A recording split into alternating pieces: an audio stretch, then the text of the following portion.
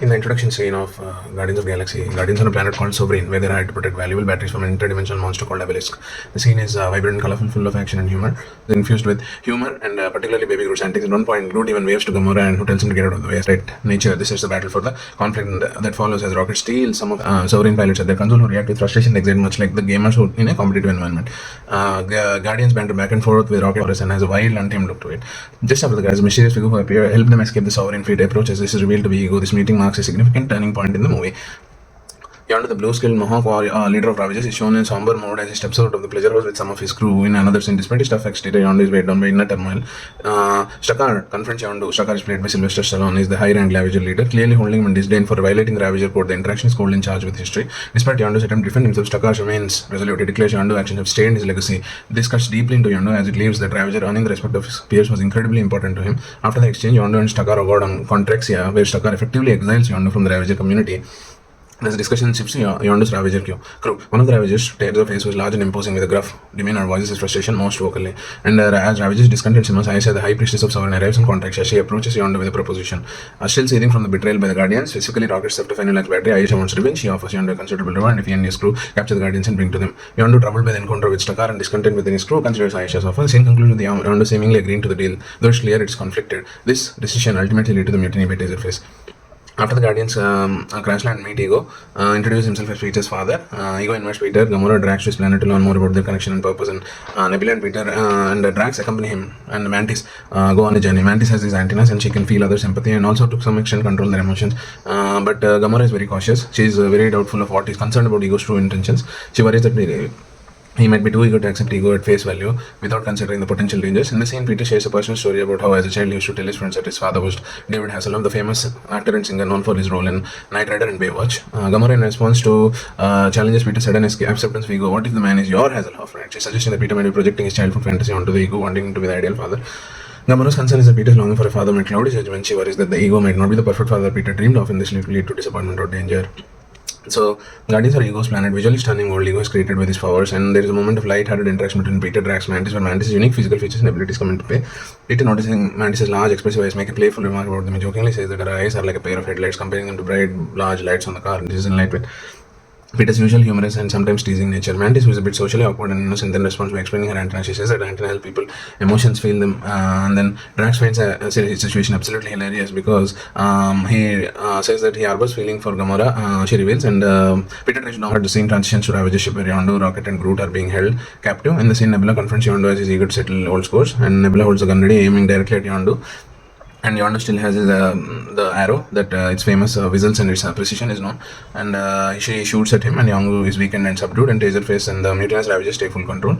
And then there is Ego, Mantis, and Drax arrive at Ego's planet. There is a standout feature full of fountains, Ego's planet, and streams out water greater than he ever imagined.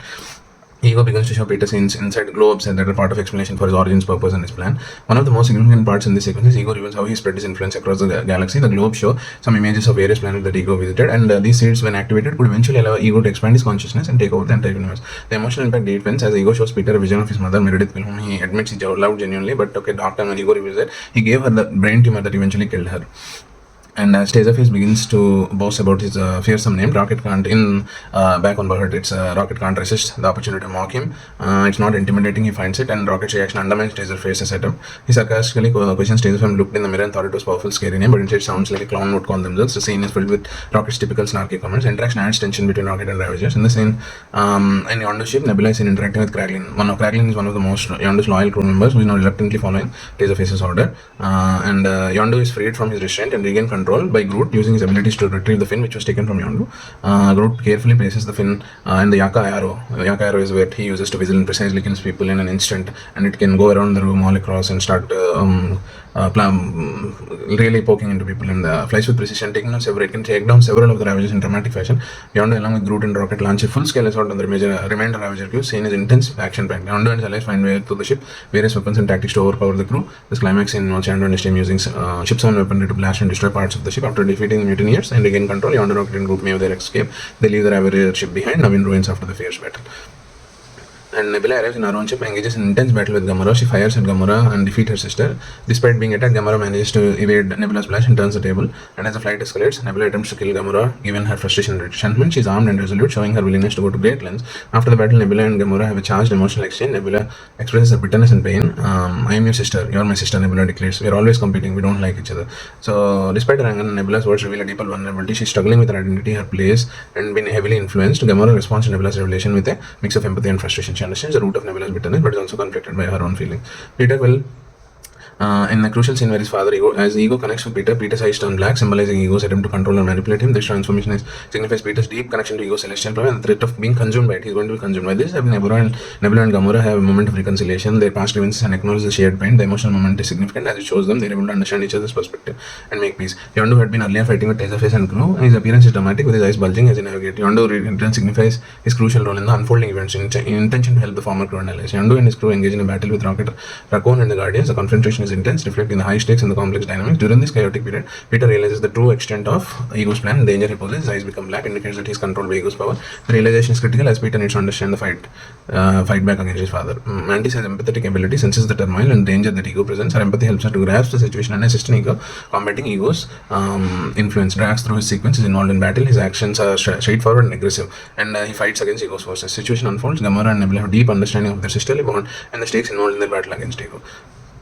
So Ego, is a celestial being, wants to control shape, matter, transform entire universe into an extension of himself. To activate his plan, Ego planted multiple seeds with this essence, which began to spread in all over the world. Ego so initially sought to find father a child that could inherit. He believed Peter's skill due to his new protein could help.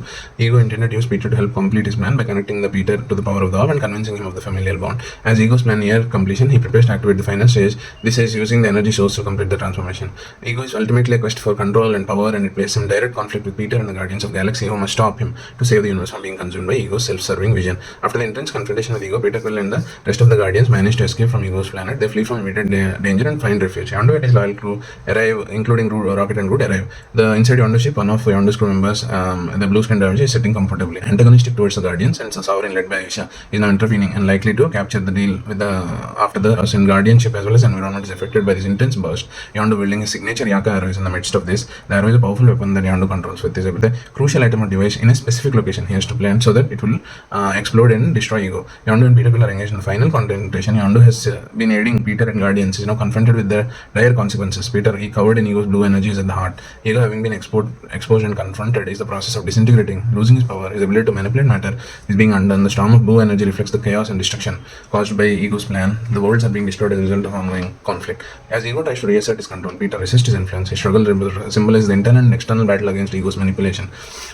Peter's resistance is both physical and emotional. In poignant moment, Yondu tells Peter, he may have been your father boy, but he ain't your daddy. Okay, this line underscores Yondu's role as a father figure to Peter, contrasting Ego's true nature. The scene creates a powerful visual of storm with energy surges. The destruction is immense. The planets and landscapes are being torn apart. As Ego's control wanes, he takes on human form, attempting to appeal to Peter's emotions and preserve his existence. Yondu, with the help of Rocket Raccoon, kills Ego by targeting his brain. The decisive action is crucial in stopping Ego's plan to destroy and control the universe. Yondu's death is deeply emotional for Peter Quill and other Guardians. Yondu's actions in his final words underscore his role as a father figure to Peter. And after the battle, Yondu's surveying crew return to their ship, and they take a moment to relief and regrouping as they prepare to move forward of the intense confrontation. The film concludes with celebratory scene with Ravagers and the Yondu's former crew and the Guardians come together for a festive event. Fireworks light up the sky, symbolizing victory. The scene reflects reconciliation and unity among the characters the Guardians having faced. So it is a good movie. It's a great movie. It shows the destruction power of Ego. So that's the whole conclusion.